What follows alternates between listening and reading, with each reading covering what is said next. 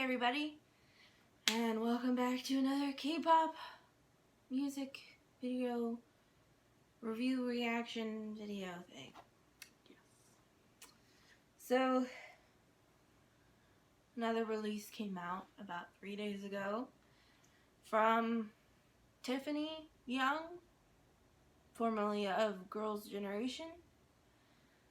Personally, I don't really follow Girls' Generation's individual members. I liked the music that they put out together up until about 2015, and then I stopped really following them all together. It wasn't for any reason. I just like their music didn't really resonate with me anymore. And I haven't followed any of their solo debuts, but I figured, why not give this one a shot? Yep. Anything you want to add? No, I'm pretty much in the same boat as you. Haven't really paid much attention. I mean, mad respect to Gigi at their prime. Yeah. G is an iconic K-pop song. K-pop would not be the same without it. It's true. But yeah, I just don't follow anything any of them do. No offense meant, but they were never one of my, like, hardcore groups. Like, I liked their music, but... Yeah. They were queens, but there were definitely other girl groups that I liked a lot more than them. So. Same here. Yep. But without further ado, I will say that the visuals looked really good from what I saw. All I saw was the album cover and then the thumbnail of this video. But it looks very pretty. I hope it lives up to the precedent it's set for itself. I don't really know what to expect musically. I haven't listened to any teasers or anything. I know from what I've heard, Tiffany is pretty diverse in the style of music that she performs. Some of it's like jazzier and slower, and some's more like traditional pop. So I guess we'll see what's going on. Yeah. Hopefully it's good. And without further ado,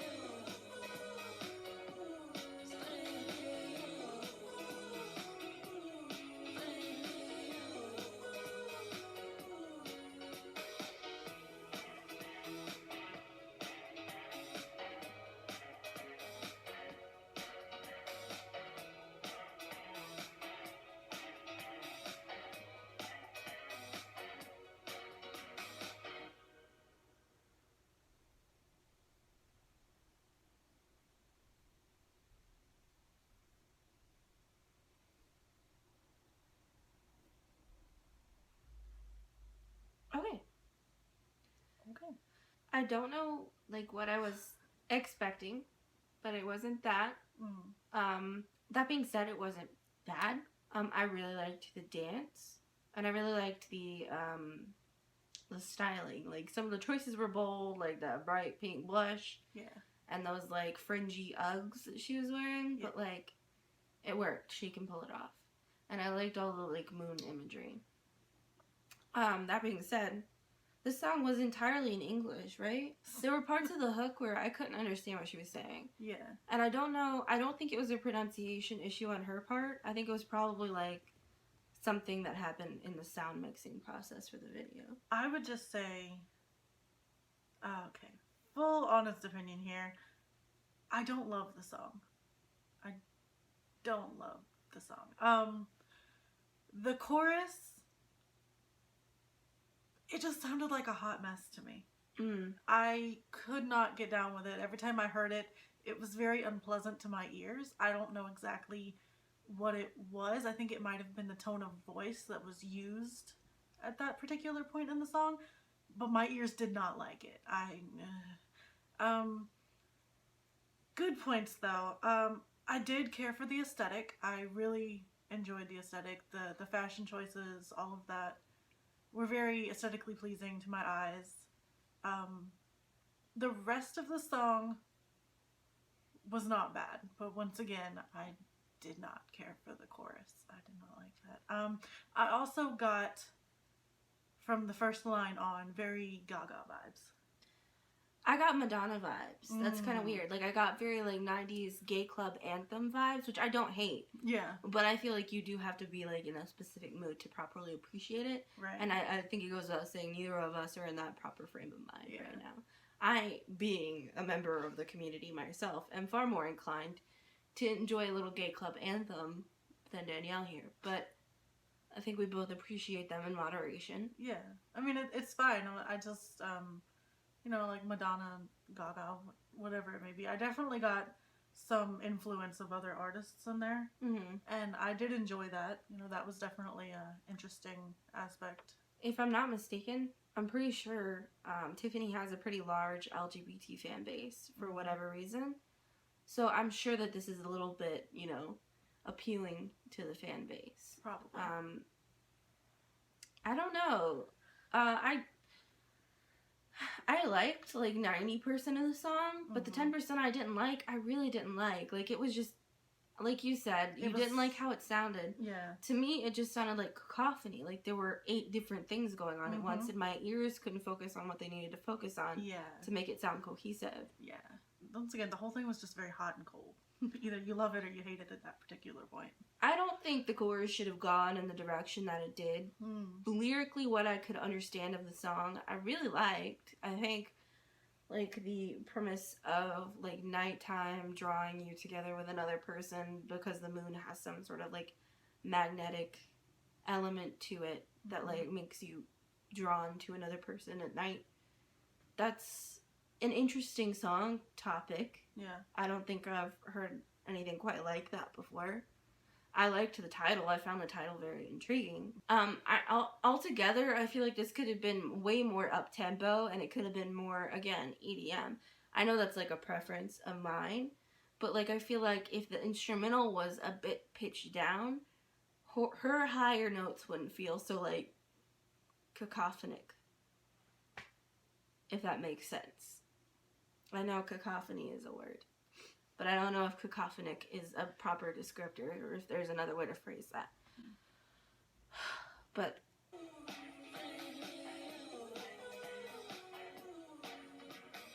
yeah, and I didn't understand anything she said just now. Was she saying running with you? Was she saying magnetic moon? It's like too garbled, there's too much going on in the instrumental and it distracts from what she's singing. Yeah. And I also think that the going from, like, the higher notes to, like, the, like, casual, almost mumbled post-chorus, is that a thing? Something like that, yeah. It doesn't match up very well.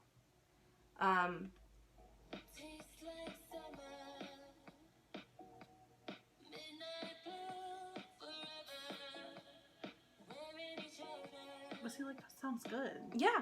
But the chorus just sounds like a hot mess. I really like this part.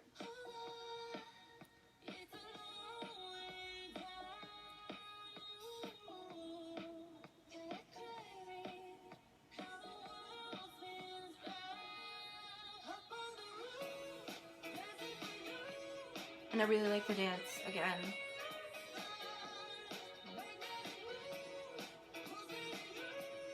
You see, from like this point on, it just goes kind of down for a little while.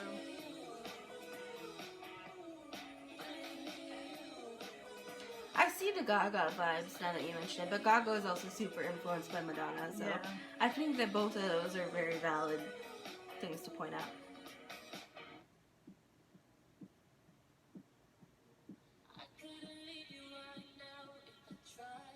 Really like this part. I like the part where the instrumental drops out because the instrumental is a problem. Like, Yeah. And her vocals are good. The rainbow reflections, the attractive male backup dancers. Yeah. I think it's like, you know, it's meant to appeal to a certain audience. I think this could have been really good, but something was just overlooked. I don't know what she's saying right now, and that drives me nuts. Yeah. Because I don't know.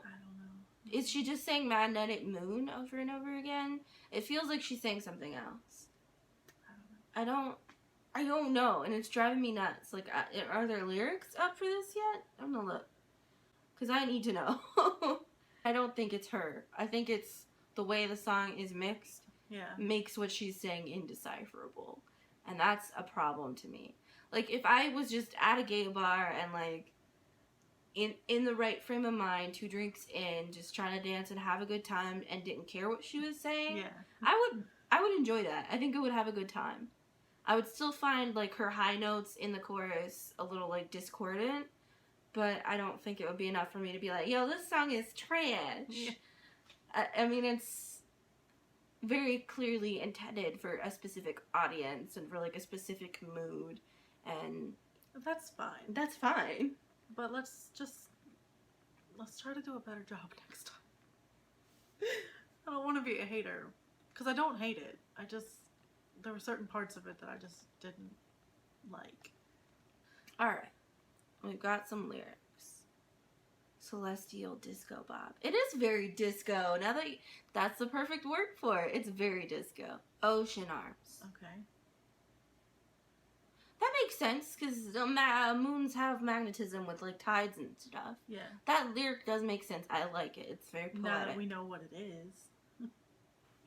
I had to get up and check, because Danielle's phone just, like, cut off in the middle of recording this reaction. Don't know what happened there. My phone just said, hey, you're talking too much. Let's move on. Shut up. Wrap it up. So, basically, I think we can agree. I don't know if it cut out the part where we looked up the lyrics or not. Yeah. I don't hate it as much now that I know the lyrics, because it's not bothering me in my brain, like, what is she saying? But, like, I still don't like that part. Yeah. But I like the rest of the song.